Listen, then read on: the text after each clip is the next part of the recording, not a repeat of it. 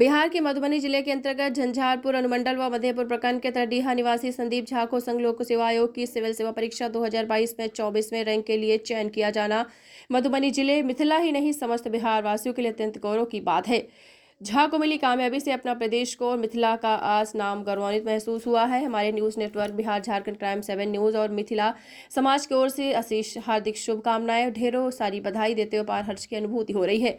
शुक्रवार 9 जून 2023 को हमने जिले के मूल तरडीहा गांव पहुंचकर संदीप झा आईएएस से भी मिलकर भेंटवार्ता की। उन्होंने हमारे साथ मिली सफलता और तैयारी की प्रबंधन राज्य के लिए नई युवा पीढ़ी के लिए कई टिप्स उपाय विस्तार से शेयर किए। यूपीएससी परीक्षा उनका तीसरा प्रयास था। पहला 2019 में कोशिश की थी, उसके बाद वर्ष 2021 में दूसरे प्रयास में आईपीएस निकाला और इस वर्ष 2023 में लगातार तीसरे प्रयास के क्रम में यूपीएससी 2022 के लिए परिणाम में ऑल इंडिया रैंकिंग में 24वां स्थान हासिल करना नया कीर्तिमान स्थापित कर बिहार सहित हिंदुस्तान के युवाओं के लिए प्रेरणा स्रोत बन गया है। इतना ही नहीं, बिहार झारखंड क्राइम 7 न्यूज ने युवाओं के लिए आदर्श व प्रेरक बने संदीप झा को विधिवत पैतृक गांव स्थित आवास पर पहुंचकर मिथिला पार्क से सम्मानित भी किया, मिष्ठान खिलाकर हर्ष प्रकट किया।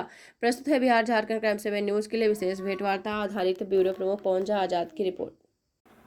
Bihar Jharkhand crime 7 news channel में आपका स्वागत है।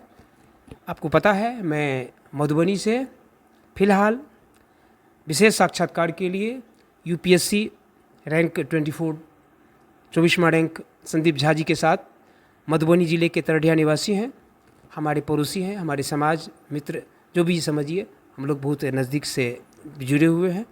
तो आज संजोगवश सौभाग्यवश अपने गांव में हैं, अपने परिवार में हैं, तो आज हम पहुंचे हुए हैं।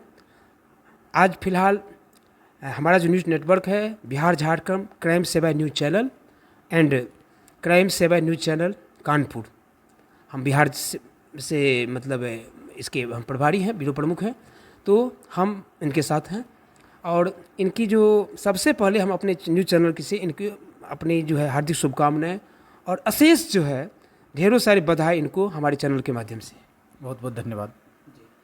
तो हम कुछ सवाल जवाब जो है कुछ है, चूँकि इस काफ़ी लंबी हमारी फेसबुक लाइव बातचीत हुई है, तो हम थोड़ा कुछ चंद जो है सवाल जो है उनसे करना चाहेंगे, ताकि यहाँ के समाज को जो आने ये वर्तमान जो पीढ़ी है, नई युवा पीढ़ी और जो कई किशोर उम्र के लोग हैं जो क्षेत्र में आना चाहते हैं, उनका लाभ उठा सकें। और समाज भी जो है, समाज में ये भी मैसेज जो है, ये जो बड़ी न्यूज़ है, ये जो बड़ी उपलब्धि है इस युवा शख्सियत की, प्रतिभा की, ये देश दुनिया में जा सके। तो आप जो है सो संदीप जी, आप अपने हम लोग बातचीत कर रहे थे, फेसबुक लाइव थे अभी, तो आप जब जानकारी उस आपको कितने जिस दिन रिजल्ट का पब्लिकेशन हुआ, ब्रॉडकास्ट हुआ, तो कब आपको सूचना मिली? जी, मैं उसमें ट्रेनिंग कर रहा था, हम लोग का लंच ब्रेक हुआ था हैदराबाद एकेडमी में। तो मैं जब लंच ब्रेक कर रहा था तो वो अनाउंस हुआ कि रिजल्ट आ गया है, कुछ लोगों ने बताया, तो फिर मैंने चेक किया, तो उस समय मुझे पता चला था कि मेरा रिजल्ट आया है। जी, तो आपसे इस संबंध में जानना ही नहीं, चूँकि आपने आईपीएस में 2021 में जो है आपका चयन हुआ था, और क्या क्या क्या रैंक रहा था? उसमें 186 रैंक था। 186। इससे पहले हम लोगों ने भी इस विशेष इंटरव्यू किया था और हमारी बातचीत हुई थी। तो आप थोड़ा शैक्षिक पृष्ठभूमि के बारे में थोड़ा बताएं।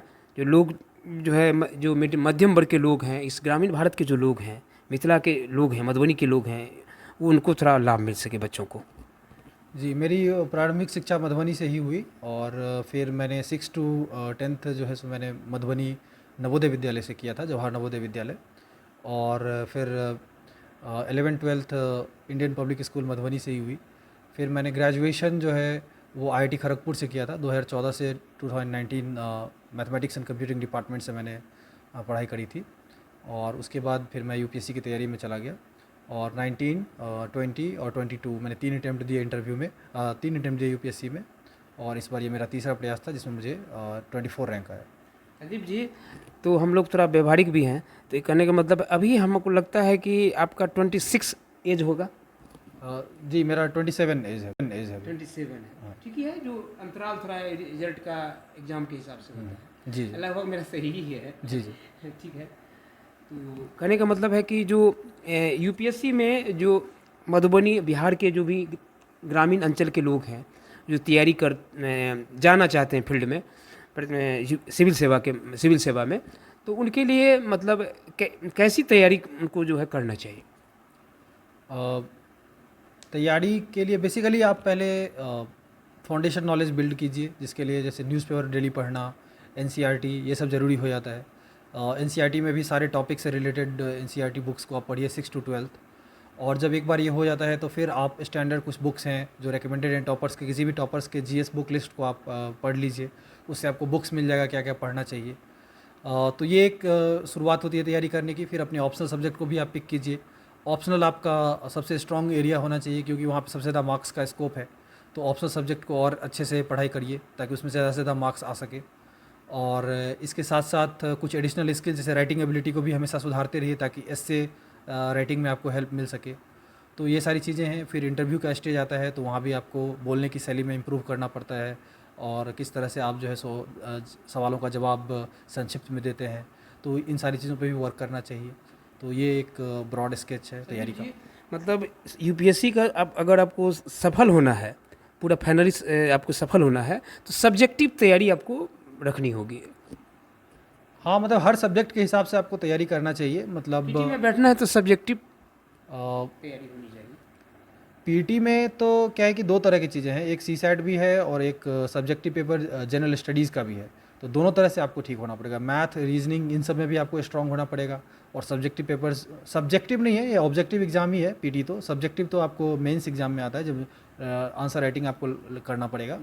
और पेपर ऑब्जेक्टिव ही है। तो जीएस में आपके जनरल स्टडीज़ के टॉपिक्स है, उसमें भी आपको स्ट्रांग होना पड़ेगा।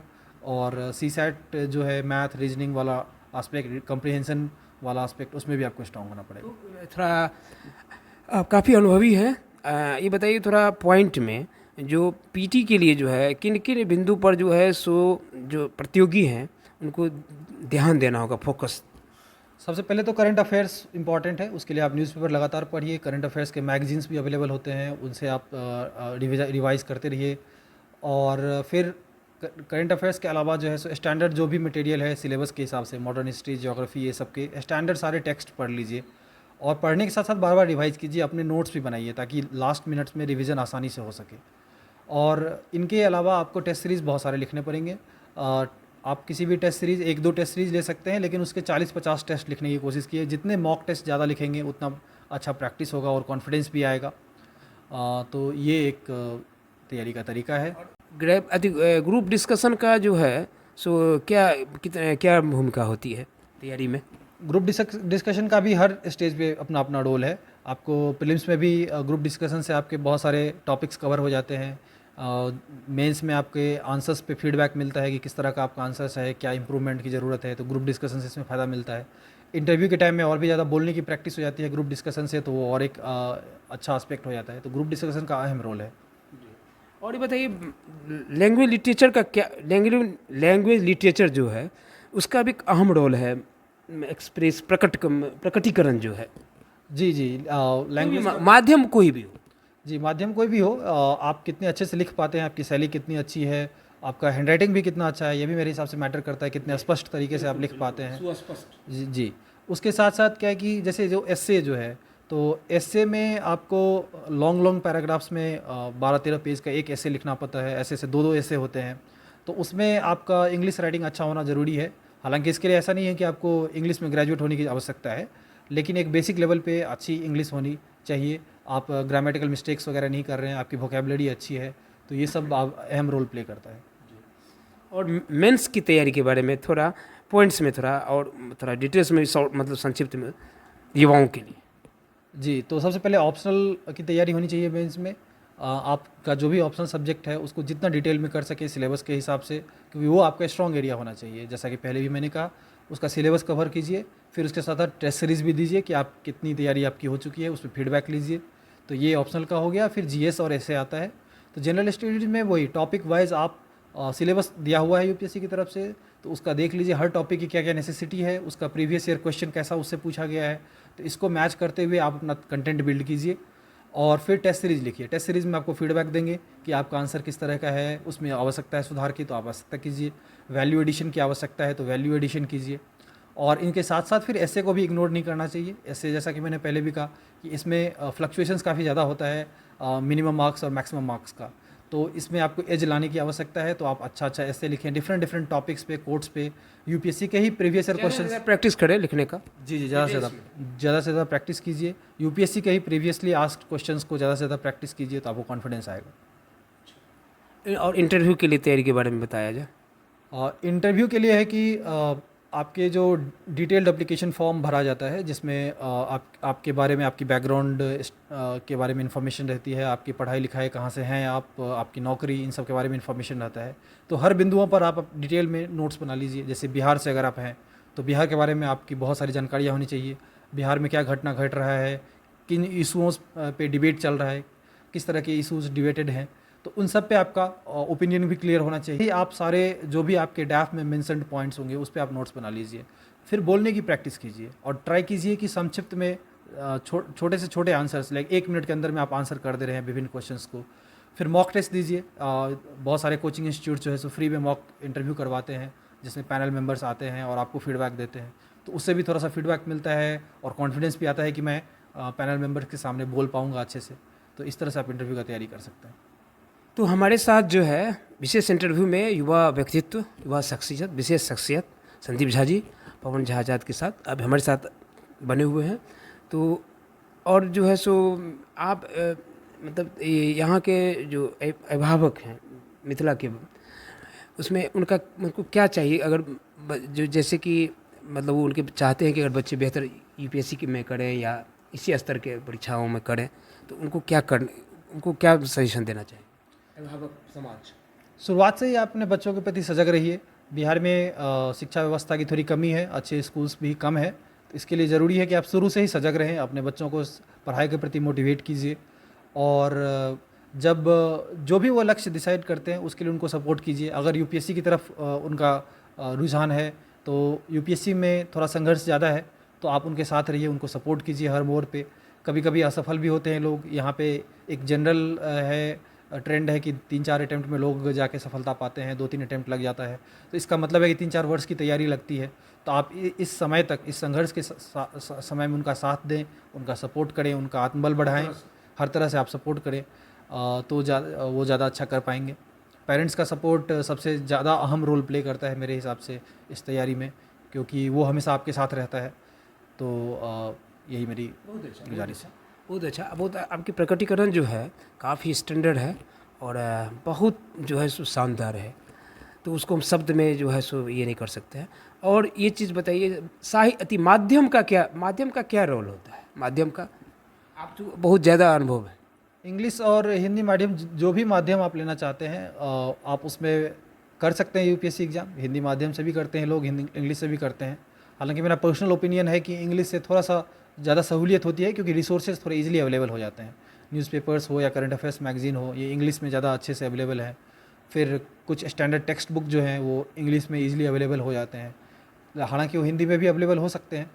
तो आप मीडियम कुछ भी चुनिए, लेकिन उसके साथ साथ जो है सो एक स्ट्रैटेजी बना के आप फोकस कीजिए। आपको जो समस्या आ रहा है, जिस पॉइंट्स पे आपको प्रॉब्लम आ रहा है, उस पे आप मेहनत कीजिए, उसको सॉल्व कीजिए, और लगातार अगर मेहनत करते रहेंगे तो ज़रूर सफलता पा सकते हैं। और आप एक बताइए, आप जैसे कि बच्चा यहाँ के जो नए जनरेशन के लोग हैं उनको गाइड करने के लिए अभी कुछ आप टिप्स भी दे रहे हैं, थोड़ा मोटिवेट भी कर रहे हैं? जी, हाँ, मतलब मैंने भी अब जो है सो टेलीग्राम चैनल एक बनाया है मैंने, और उसके थ्रू मैं जो अपने नोट्स हैं, जो अपने गाइडेंस है, स्ट्रैटेजी है, वो भी मैं शेयर कर रहा हूँ। तो टेलीग्राम पे लोग मेरे से भी जुड़ सकते हैं और निश्चित तौर पे मैं मदद करूँगा उनकी।